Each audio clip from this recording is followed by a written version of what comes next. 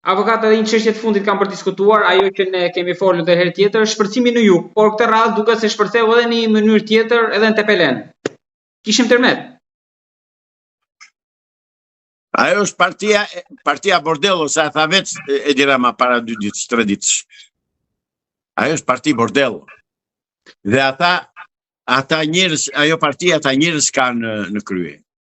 Tërmet Peçi nuk bëri gjë tjetër veçse demonstroi përbërjen ligjore, morale, ashtu bordellike, po e them kështu, të Partisë Socialiste. Ta bordell janë. Që në moment Tërmet Peçi, jo vetëm që nuk duhej mbuluar nga policia e Gjirokastrës, por duhej menjëherë Edi Rama ta ndronte dhe ta shpalte të hiqe kandidaturën për deputet. Po ai ka mundësi që ta nxjerrë deputet sepse ata I duhen atij. Ai e tha Shqip, vjeni aty gruan e dal nga burri, tha se ajo na duhet neve, tha. Ç'a prisni ju? Tërmet Peçi thjesht bëri atë që Edi Rama e bën në qendër, ai e bëri në bazë. Pra, edhe ju mendoni që policia ka gisht e kjo fshehje ngjarjes apo është diçka e stajuar në Tiranë?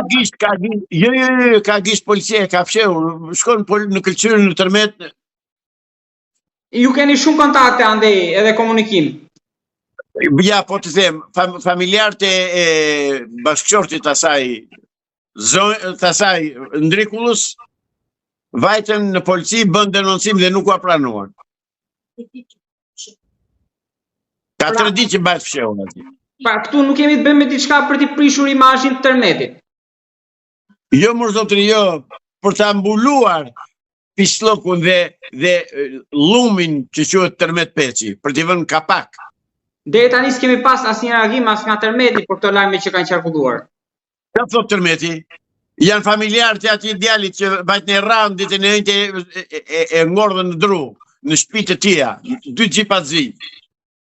Edhe e kanë filmuar. Dhe filmimi me sa di unë ka vajtur në spak, po është bërë presioni e zakonshëm dhe familjarëve të atij djalit, të atij bashkëshortit të asaj zonjës. Po dhe vetëm një fakt. Ajo familje ka qenë me punë në Itali. Iku nga Italia, erdhin në Durrës. Dhe nga Durrësi e quan shefe të personelit në Bashkinë e Përmetit. Kjo I thotë të tëra. Pra, personi që bëhet fjalë ju thoni që është shefe personelit bashki. Po. Nuk ka qenë mbledhje partie, domethënë. Jo. Qenë në makinë, vllai, zonë në makinë, atë ai dolli makinës tyre, po dëgjoj një minutë. Makinës që lëvizte ajo Ndrikulla I kishin vënë GPS këta parafisit shoqit. Dhe dinin në çdo kohë se ku shkonte. Ata e ndiqnin siç na thonë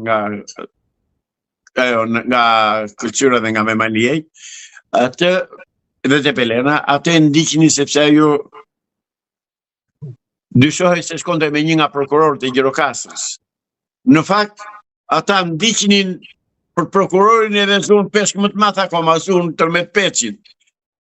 Sepse e kontrollonin çdo hap dhe në çdo metër katror ku ndodhej makina e tyre dhe prandaj zonë. Ai dolli zhveshur në lakurik, në për driza, në për ferra. I ku me vrap. Pra e pasan vënë spionin makinë. Po. Po ashtu se ndryshe se kapnin dot ata. Ava, lutem diçka për ta mbyllur se zgjata. Çan do tani me spakun? Kush ai ishte I dështuar në këtë zgjedhje edhe tani që mbaroi edhe rikthehen pas prokurorët nga qarqet, me këtë do merren. Spaku, detyrë kryesore që ka tani është të studioj dhe të thellohet mënyrën se si u zhvilluan zgjedhjet, për mashtrimet që janë bërë, për dhunën që është ushtruar, për të gjitha pislliqet që kanë bërë në këto zgjedhje.